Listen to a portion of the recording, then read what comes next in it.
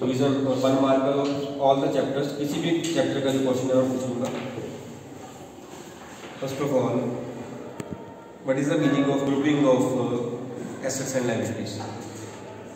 Grouping of assets and liabilities, entries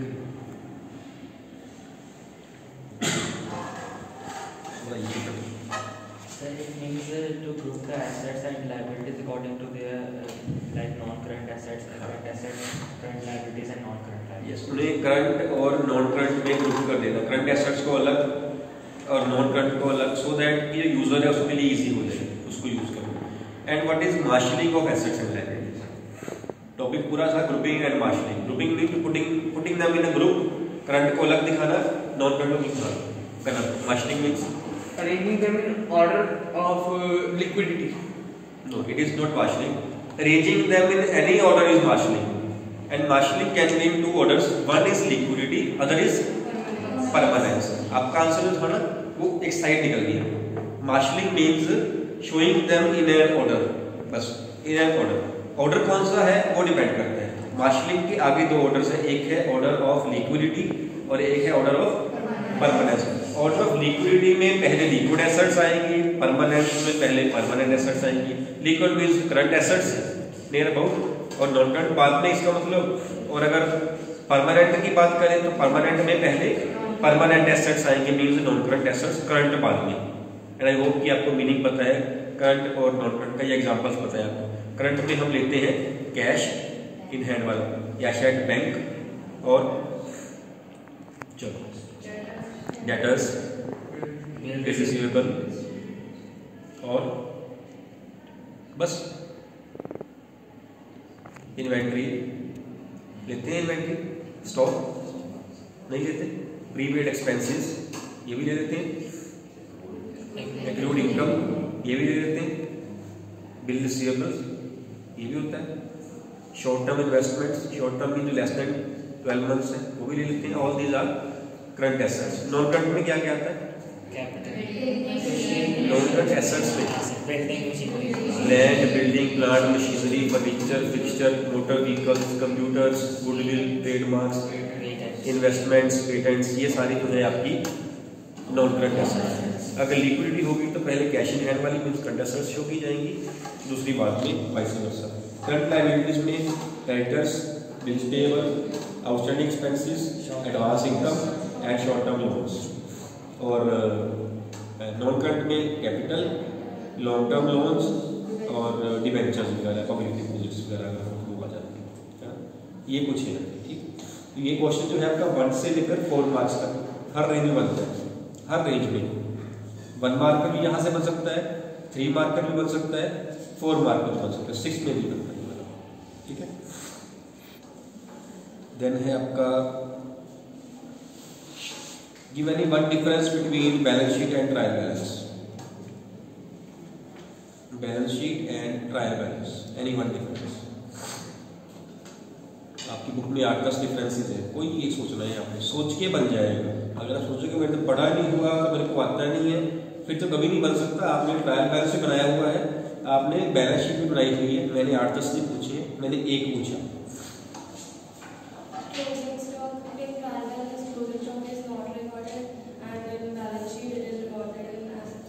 In balance sheet it is every time recorded, whereas in trial balance normally it is not recorded. Normally word use कर लेना, क्योंकि कई बार trial balance में भी closing stock आ जाता है। When कब आता है? एडजस्टेड परचेज एग्रीमेंट, है ना, तब आ जाता होता है ना। तो हम कहेंगे normally it is not there in trial balance, but it is always there in the balance sheet. Yes, one second.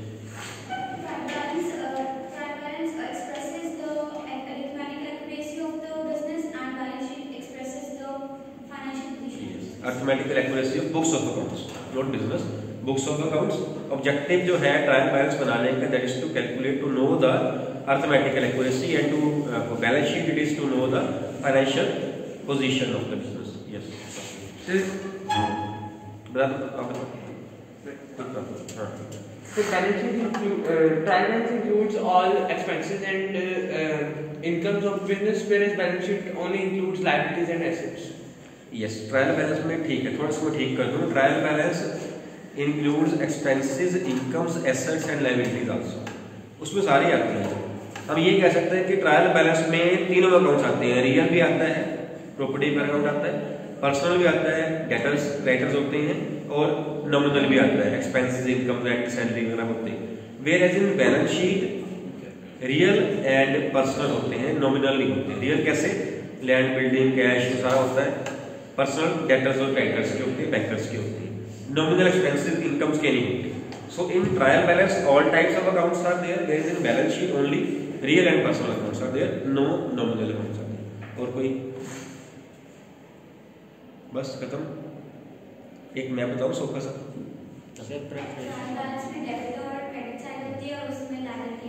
Sides का ट्रायल बैलेंस में डेबिट क्रेडिट साइड होती है और बैलेंस शीट में लायबिलिटी होती है। एक तो पूछा है सौखे वाला, वो किसी ने भी तो सबसे औखे वाला बताओ, किसी ने कहा है ऐसे, आपको कहा एक बताओ, सबका सब मार्क लो, खत्म करो। कहाँ किसी और डिफिकल्ट वाले वे में जाएंगे तो कहीं मार्क्स बढ़ने के चांसेस है। सबसे इजी उसकी डेबिट और क्रेडिट साइड है, उसकी एसेट और लायबिलिटी साइड। बस हाँ जी। Trial balances of ledger account is recorded in balance sheet. In trial balance balances of ledger accounts are recorded and in balance sheet assets and liabilities are recorded. ये इसको इस तरीके से कह सकते हैं, for trial balance we need ledger account balances and for that balance sheet we need trial balance है ना। और from ledger balance also this can be prepared, जरूरी नहीं कि trial balance he ledger account balances can also be prepared, वहां से भी कर सकते हैं। कुछ और कहना चाहते हैं आप? अदरवाइज यहाँ से डिफरेंस नहीं बन रहा है, क्योंकि ये आपको ट्रायल बैलेंस के लिए लेजर के बैलेंसेस चाहिए, तो फाइनल अकाउंट्स के लिए भी तो लेजर के बैलेंसेस चाहिए।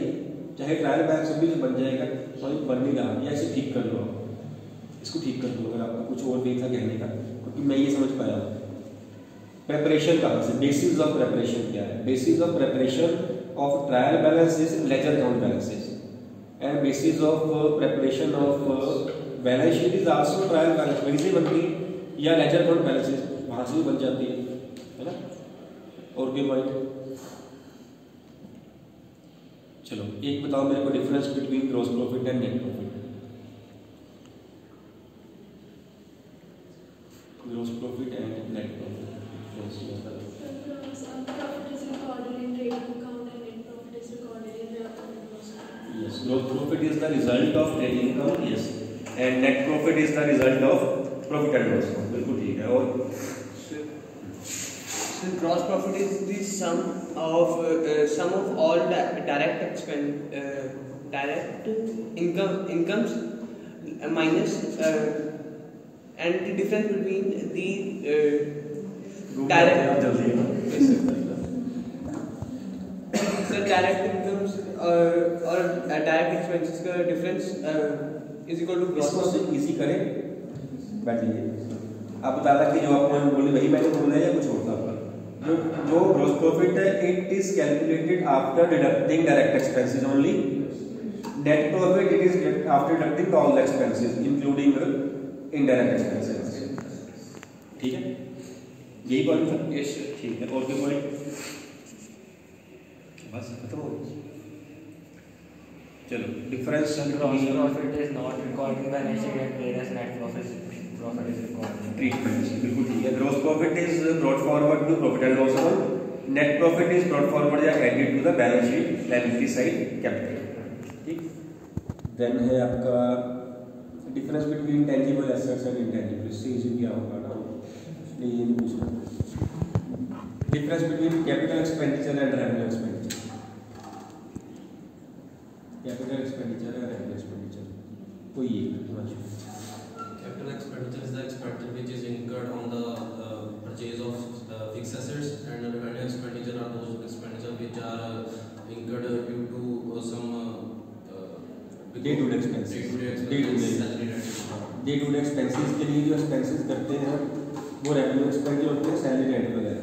और जब हम किसी एसेट को परचेज करते हैं that is a capital expenditure, mean जिसका बेनिफिट हमने कई सालों तक लेना है ना, वो हमारा कैपिटल एक्सपेंडिचर है।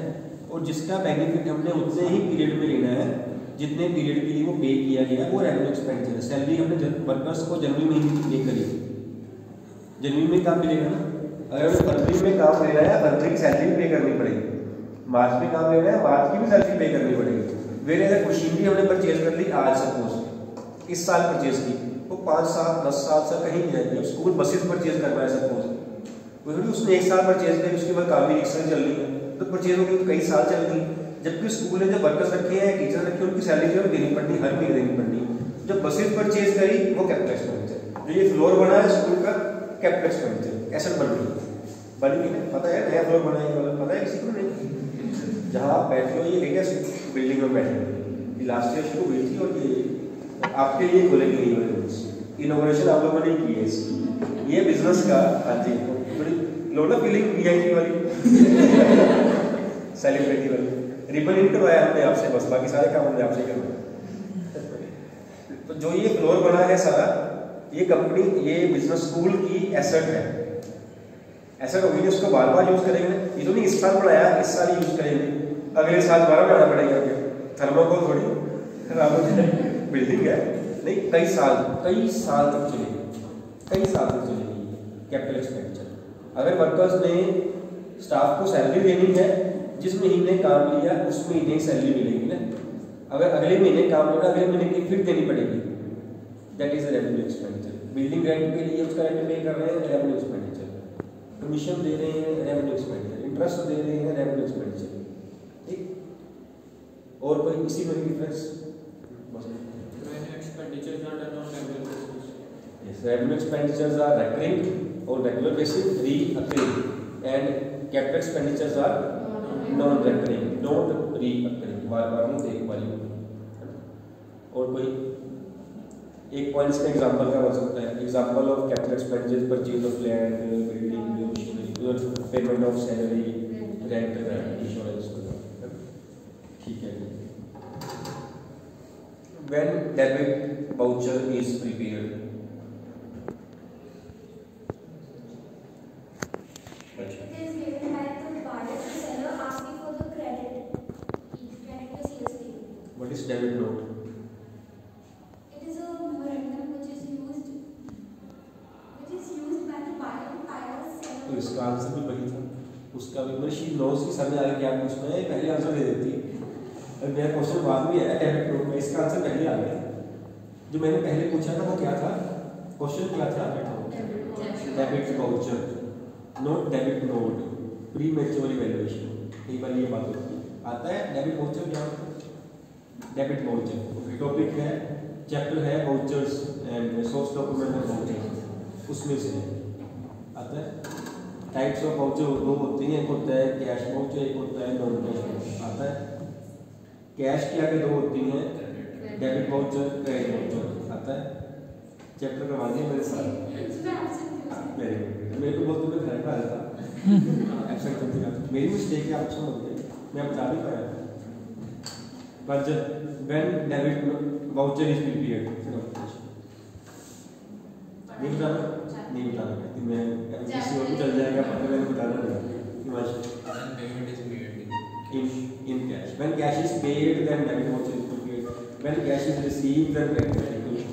Vouchers, ये vouchers आपके दो तरह के voucher, एक कैश वाउचर, एक non cash voucher. Non cash को हम क्या बोल देते हैं? ट्रांसफर। नॉन कैश को हम ट्रांसफर वाउचर बोल देते हैं। Cash voucher is prepared when cash is involved. Involved यानी कह रहा हूँ पे करते हैं किसी, कैश इन्वॉल्व्ड, कैश आया हो या क्या हो, तब कैश वाउचर। जब कैश की ट्रांजैक्शन ना हो, कैश ना हो, ये देखिए उधार की ट्रांजैक्शन जिसमें कैश इन्वॉल्व नहीं है, depreciation on machinery, interest on capital, interest on drawing, सब में कोई कैश तो नहीं आ जा रहा, देन नॉन कैश वाउचर। अब कैश देखो आ भी सकता है, जा भी सकता है, ठीक। तो कैश को आगे हम दो पार्ट्स में डिस्ट्रीब्यूट कर लेते हैं, एक डेबिट वाउचर और credit voucher. Debit voucher is prepared when the cash is paid, कम हो गया। Credit voucher is prepared when the cash is received, increase हो गया, हमारे पास आया हो कैश। इजीली टॉपिक यहां से भी 1 से लेकर 4 मार्क्स तक बनता है। एक मैंने पूछ लिया, सेम ये बनता है, सेम ये बनता है, सेम इसका मीनिंग बनता है, सेम इसका मीनिंग बनता है, 1 मार्क का। इसी को मैं पूरा बोल दूं, राइट एंड नॉट वाउचर्स 3 में बोल सकता हूं, 4 में बोल सकता हूं। टॉपिक ऐसा है 1 से लेकर 4 तक रेंज आपकी बन सकती है इसमें, ठीक है। Vanshika, what is the meaning of debit note? अब बताना मेरे को, अब मैंने पूछा है। So when it is a memorandum which is given by the buyer to seller asking for credit note. बेटा मैं एक ना बच्चा हूँ कॉमर्स का, ठीक है, आप एक टीचर हो, आपने समझाना है bookish knowledge it is a memorandum which is given by the buyer to asking for this. अगर मैंने ऐसे बोला होता ना तो कभी समझ नहीं आना था, आपने सिर्फ बात बताई। ये परचेज करने के लिए। अच्छा, इनवॉइस नहीं उसमें होता, इनवॉइस नहीं होता वो तो इनवॉइस होता है जब हम क्रेडिट पे गुड्स परचेज करते हैं, डॉक्यूमेंट हमें मिलता है, दैट इज इनवॉइस, उसे हम बिल क्या देते हैं जनरली। डेबिट नोट का पर्पस कुछ और है। Debit note when it is prepared, why it is prepared, by whom it is prepared, it is followed by what, ये 3-4 बातें तो लास्ट टाइम के 2 दिन पहले भी हुई है। कोई एक बात बोली माशू, सुनना बेटा। It is prepared by when the goods are returned by the seller. Generally कैसे goods are returned by the buyer to the seller. हमने गुड्स परचेज किए 2 लाख रुपए की, उसमें 50 से एडवांस खराब निकली, वापस कर दी, वापस ऐसे भेज देंगे, साथ में डॉक्यूमेंट भेज देंगे, source document, that is known as debit note, कि वी आर डेबिटिंग यू। तो जब हम गुड्स रिटर्न करते हैं वैसे ही करते हैं, सप्लायर को डेबिट टू परचेज रिटर्न, हम उसको डेबिट कर रहे हैं ना, डेबिट नोट सेंड कर देंगे, साथ में हम सामान भेजेंगे। पहली बात। दूसरी बात, किसने भेजा? बायर ने। किसको भेजा? कब भेजा? जब उसने गुड्स रिटर्न करी, डेबिट में। किस बुक में रिकॉर्डिंग होती है? सारी बातें हमने 2 दिन पहले भी की, है ना।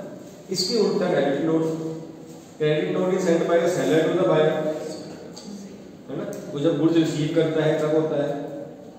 ये भी एक वाउचर है, सोर्स डॉक्यूमेंट आप कह सकते हैं उसको, सेल रिटर्न बुक में इसको हम नोट करते हैं। और एक ये पॉइंट और था, जो क्रेडिट नोट है it follows the debit note. Debit note पहले आता है, क्रेडिट नोट पहले नहीं, क्रेडिट नोट आ सकता है। पहले वो सामान भेजेगा सेलर को, सेलर एक्सेप्ट करेगा, फिर भेजेगा क्रेडिट नोट, ठीक है।